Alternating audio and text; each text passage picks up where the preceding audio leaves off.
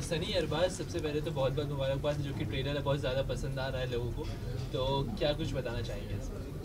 सनी आप शुरू करें। No, you start. You have the best answers.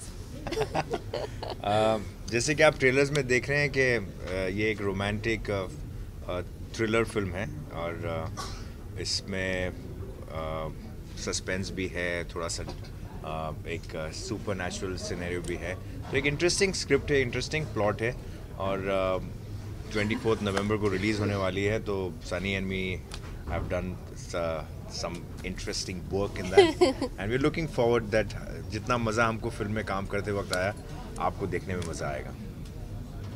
जैसा कि टैगलाइन की बात की जाए, लव बिगेन, उससे क्या रिलेट कर पाएगा उस चीज़ से? क्या कहना चाहेंगे? Love begins, search for love begins, search for love begins, तेरा इंतज़ार जो टाइटल है वो यही सजेस्ट कर रहा है कि इस फिल्म के अंदर एक स्टेज के ऊपर जो सनी का कैरेक्टर है, जिसका नाम रौनक है फिल्म के अंदर, वो एक मेरे कैरेक्टर को ढूंढ रहा है। बेसिकली मेरा जो कैरेक्टर है वो बिजनेसमैन का कैरेक्टर है, जो एक थोड़ा सा पेंटिंग में भी इंटरेस्ट लेता है और उसके जहन में एक ऐसी लड़की है जिसकी वो तस्वीर उतारता है पेंटिंग के ज़रिए, और जब वो पेंटिंग कंप्लीट होती है तो उसकी शक्ल बिल्कुल सनी जैसी मिलती है एंड उसको ढूंढने के चक्कर में लगा रहता है कि कभी किसी वक्त मेरी ड्रीम गर्ल उसे मिल जाए, और वो मिल जाती है उसको, और फिर उस लड़की को दिखाता है कि देखो आओ देखो मेरी this is what I used to draw and वो उनको भी बड़ा शौक होता है बिकॉज शी अंडरस्टैंड्स, ऑब्वियसली वो भी एक आर्ट गैलरी की ओनर है और इनके बीच में एक दोस्ती शुरू हो जाती है, एक रोमांस शुरू हो जाता है, और जब रोमांस शुरू हो जाता है तब मेरा कैरेक्टर जो है मिस्टीरियसली गायब हो जाता है, और क्योंकि वो इतने प्यार में है इस कैरेक्टर से तो उसको ढूंढने लगती है और उसका इंतज़ार करती है और कोशिश करती है कि कहीं ना कहीं वो किसी भी हालत में मिल जाए, तो इस वजह से the search for love begins है। So what is the USP of the film? Or buzz. For me it's her boss. Arbaaz, जैसे कि आपने बताया कि एक पेंटर का कैरेक्टर जो है आपका ऑन स्क्रीन, तो असल ज़िंदगी में आप कितनी पेंटिंग, सलमान तो बहुत पेंटिंग करते हैं, आप कितनी पेंटिंग करते हैं? नहीं, मैं पेंटिंग को अप्रिशिएट कर सकता हूँ, मेरे में इतना फ्लेयर और टैलेंट नहीं है वैसे पेंटिंग करने का, लेकिन इस किरदार के लिए मैंने थोड़ा सा मतलब सीखने की कोशिश की थी कि एक ब्रश को कैसे होल्ड किया जाता है, पेंट्स को कैसे मिक्स किया जाता है, कैनवस वगैरह से थोड़ा सा, because it was a character that I needed to, तो थोड़ा सा मेहनत की थी director. Sunny, we have been seeing you, आप हॉर्स राइडिंग भी कर रहे हैं, तो did you to some special classes for that? I love riding horses and मैंने बहुत lessons लिए बहुत सालों पहले, and जब भी मुझे मौका मिलता है to ride a horse मैं करती हूँ। मैं बोलती हूँ कि हाँ मैं कर सकती हूँ, चलो let's go that way वो ना नहीं बोल सकते क्योंकि मैं already गई। So I love it, and वो जो horse था Mauritius में was very nice, it's very big horse, so it was exciting। Arbaaz, आप इतने सारे एक्टर्स के साथ काम कर चुके हैं, आपके हिसाब से सबसे हॉट कौन है? बिकॉज यू नो आपने बहुत सारे बात जो मेरे पास बैठी है इस वक्त। क्या क्वेश्चन? Right now. यस। थोड़ा सा अपने कैरेक्टर के बारे में बताइए, वो किस तरह की लड़की है, क्या कर रही है, उसको किस चीज का, किसका इंतजार है? वाह वाह वाह, आपने तो बहुत वर्ल्ड क्लास सवाल पूछा। ऐसा सवाल तो किसी ने आज तक पूछा ही नहीं है। अरबाज को क्या इंतजार है? पहले ये सवाल का जवाब दे, पहले सनी जवाब देंगे। मेरा character is a art gallery owner, and he's always looking for new artists and new styles of paintings and all these things, and that's when Arbaz ka character वो आता है बोलता कि मेरे पास एक अच्छा पेंटिंग है and it looks like you and आपको देखना पड़ेगा, and all these tells me all these things about it, and then मैं हाँ बोलती हूँ क्योंकि फिल्म है and I go and I see it, and that's when जब मैं वो पेंटिंग देखती हूँ that's when these two characters start getting to know each other, and then प्यार हो जाता है, and then they're so madly in love, and then एक दिन वो गायब हो जाते हैं। So my character, मेरा character film में she searches for her love, and she gets help also in the film from somebody, from a medium, to try and help क्योंकि उसको मालूम नहीं है वो कहाँ गया, and when she searches for him everywhere, and you'll have to see. Working with आप पीछे आ जाओ, आप उधर आ अच्छा जाओ, आ जाओ यार। यहाँ एक ऐसे देखना पड़ता है। Working with Arbaaz Khan is a good romantic actor. He make a comfortable you working. हम actually day one से दोस्त बन गए, and वो दोस्ती में हमने बहुत मस्ती किया, and हमने बहुत बातें की है. I learned a lot from Arbaaz, and as far as our characters go, we were very professional, and जो भी director को चाहिए था that was required for the film, हमने वो ही किया, because that's what we agreed to from the very beginning.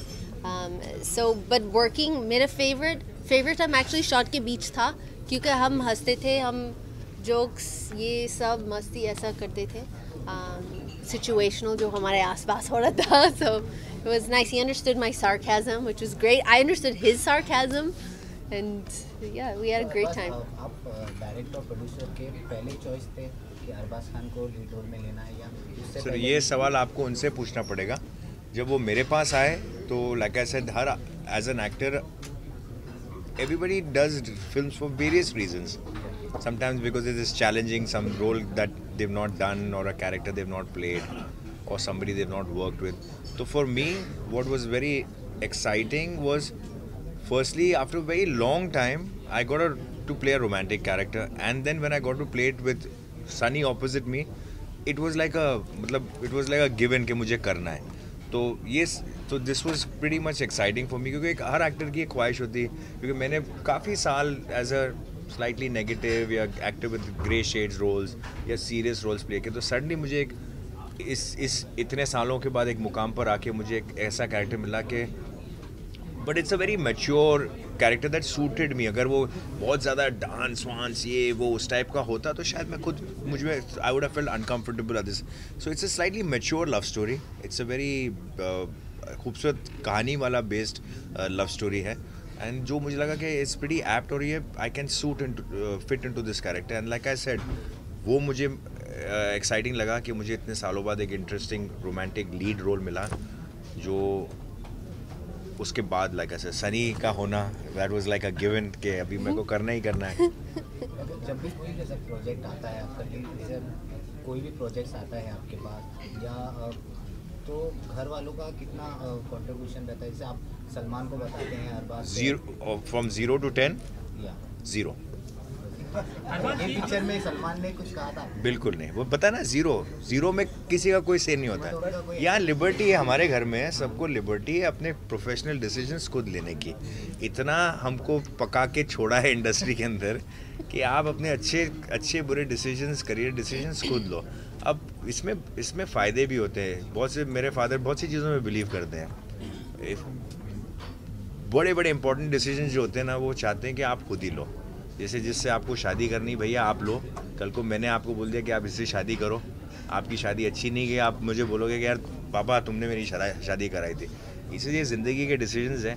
अब ये कुछ लोगों को समझ में आएंगे, कुछ लोगों को समझ में नहीं आएंगे. कि I have educated you to make a mind of your own, to take decision on your own, not for me to, because I will not be there when you are leading most of your life. If I am not going to be there, then what are you going to rely on me all the time? तो बच्चों को ऐसे तैयार करो कि आप हो या ना हो, वो अपने डिसीजन सही बुरे अच्छे बुरे खुद ही लें, प्रोफेशनल पर्सनल. तो हमारे फादर का इंटरफेरेंस तभी आता है जब हम उनके पास जाते हैं कि यार ये करें नहीं करें, तो वो अपनी एडवाइस देते हैं. फिर बोलते हैं इसके बावजूद भी तुम वो करो जो तुमको करना है. वो ये नहीं बोलते कि जो अभी मैंने बोल दिया तो तुम वही करो. तुमने मुझसे पूछा, ये मेरा ओपिनियन, अभी इसके बाद तुमको करना है, नहीं करो तुम खुद करो. तो यहाँ कोई इंटरफेयर नहीं करता है कि आपने ये फिल्म क्यों की, आपने वो रोल क्यों किया, आपने इसके साथ क्यों काम किया, आपने उसके साथ क्यों काम किया. प्रोफेशनल डिसीजंस है, आपको उसका फ़ायदा या नुकसान आपको झेलना पड़ेगा. भाई सेम टाइम जैसे कि आप एक्टर है, डायरेक्टर है, प्रोड्यूसर है, जब नए डायरेक्टर आता है तो क्या कुछ इनपुट आप देते हैं एज एन डायरेक्टर, बिकॉज आप खुद ऑलरेडी मूव कर चुके हैं? As an actor, I don't interfere in any director's work, not as an actor. But as a producer, I've worked with new directors. अभिनव नए थे, अभिषेक डोगरा नए थे, मैं खुद नया था. So in my production, I have given breaks to 3 debutant directors, me included. So I have no problem with working with debutant people, directors, because they bring in a lot of excitement and energy. Particularly हमारी film के अंदर जो director है वो भी debutant director है, और debutant directors या जो लोग अपना करियर शुरू करते हैं उनके अंदर एक अलग किस्म का एक पैशन, एंथुजियाज्म और सिंसियरिटी होता है। एंड मज़ा आता है उन लोगों के साथ काम करने में, बिकॉज वो कॉम्प्लेसेंट नहीं होते, उनके अंदर एनर्जी और उसमें एक्साइटमेंट बहुत होता है। अब वो चीज़ें कैसे मटीरियलाइज होती हैं या नहीं होती वो तो ऑडियंस के हाथ में है, लेकिन फिल्म के दौरान आपको you know you are in good hands, because that person is 10 times more, his career is more at stake because she's established in her own way. I have had a career for like 20 years. अभी मुझे मेरी एक नरम गरम film से मुझे ऐसा कोई फ़र्क नहीं पड़ने वाला कि कल से मुझे कोई रोल बनना बंद हो जाएगा, ऐसा कुछ नहीं होने वाला। I'll get my work कि ये रोल अरबाज सूट करता है, बुला लो उसको। बट नए डायरेक्टर को बहुत फ़र्क पड़ता है, जब उसका पहली फिल्म नहीं चलेगी तो उसके करियर पे ऊपर बहुत ज़्यादा असर पड़ेगा। तो sometimes very good to rely और trust somebody and say boss you take the mantle. हम दोनों ने यही किया कि यार एक हमारे पास एक डायरेक्टर है जिसका करियर स्टेक पे है, उस वो जो जैसे बोलेगा हम कठपुतली है, हम वो ही करेंगे जो डायरेक्टर बोलता है। हाँ, कहीं किसी चीज़ के ऊपर बहुत ज़्यादा अगर हमको लगे कि आर्ग्यू करने जैसा है या बात पे, तो हम अपना पॉइंट ऑफ व्यू सामने लाते हैं। But by and large we had a good experience. Arbaaz, acting के मामले में आपका ये साल बहुत अच्छा था, आपने बहुत सारी फिल्मों में काम किया, आपकी फिल्में लगातार 2-2, 3-3 महीने में रिलीज हुई। सनी के साथ आपकी 2 फिल्में थी, अभी 2 और आएंगी, 2 और आने वाली हैं। मतलब माइंड ब्लोइंग ईयर था, और आने वाला साल भी आपका बहुत अच्छा है, जो फिल्में आपने शूट कर ली हो। कैसे देखते हैं और क्या कहेंगे? देखो, बीच में मैंने बिकॉज आई टर्न प्रोड्यूसर दबंग से, फिर दबंग 2 ही, फिर डॉली की डोली, तो वो 3-4 साल का जो पीरियड था बिटवीन 2009 जहाँ शुरू हुई, 2010 में दबंग रिलीज़ हुई, टिल 2014 ये मैं अपनी फिल्म के प्रोडक्शन में बिजी था। तो मैंने एक्टिंग रोल्स मतलब ऑलमोस्ट लेना बंद भी कर दिए थे और मैं कर भी नहीं रहा था। उसके बाद मुझे हल्का सा ब्रेक मिला, मुझे मालूम था कि दबंग नेक्स्ट करने वाला हूँ, उसमें थोड़ा समय है। मैं बोला यार ये समय यूज़ कैसे करूँ, आई होप अभी कोई वापस से काम आना शुरू हो जाए। आई वॉज़ लकी, मुझे काम आना शुरू हो गया, एक के बाद दूसरा काम, तीसरा काम, तो I kept my self busy and occupied. ना तो ये जो पीरियड होता है ना बिटवीन फिल्में शुरू करना, ये बड़ा मतलब डिप्रेसिंग होता है अगर आप एज एन एक्टर आप बिजी रह चुके हो और फिर एज अ प्रोड्यूसर आपको 3-3 साल वेट करना पड़ता है। तो आई एम फॉर्चुनेट कि जब मैं फिल्म एज अ प्रोड्यूसर नहीं बनाता हूँ तो टचवुड मुझे एज एन एक्टर 2-3-4 रोल्स मिल जाते हैं जो मेरे साल चलाते हैं, गाड़ी चलती रहती है। तो अरबाज, जब खान मैंने देखा कि आपके यहाँ जब कोई किसी के साथ काम करता है और लगातार 4-4 फिल्में, तो एक फैमिली मेंबर जैसा हो जाता है। सनी के साथ भी ऐसे ही मुझे लग रहा है, वो भी एक फैमिली मेंबर हो गई है। अपने प्रोडक्शन में उनके साथ फिल्में बनाएंगे? बिल्कुल बनाएंगे, बट आप सीरियसली मत लेना इनके डायलॉग को। इन्होंने मुझे भी बोला है लव यू। ऐसा नहीं, ऐसा I love your question. Don't get, अभी रात को ऐसे सोते वक्त सोचना मत कि सनी ने बोला आई लव यू। मेरे साथ भी हुआ था ये। फिर सुबह इन्होंने मुझे बोला कि वो इतना सीरियसली लेना नहीं। आर यू रेडी फॉर दबंग 3? अच्छा, मतलब मैं हूँ ना हो, आपने तैयार कर ही दिया उनको। हाँ, ये भी हो ना हो, मतलब आपने बोला आर यू रेडी, जैसे कि कंफर्म है। दबंग 3 में का आइटम नंबर रखने वाले हो, आपको पता है? हाँ। चलो इसके ऊपर शर्त हो जी। अरे ऐसे मत करो, नो। ऐसे फिल्म को देखना, I would love to have her, let's just put this matter straight. I'll make it easier. फिल्म को देखना, I will definitely, I am ready to watch it. अगर मैं उस फिल्म में हूँ या नहीं हूँ, that's in somebody else's hands. But we'll always that somebody remain. Is here. we'll always remain friends. It's like I would say it's a collective, collective decision. But you never know what happens in the future, and no matter what happens, I'd rather have my friendship with him than put pressure on him saying, "Oh, you have to put me in your film."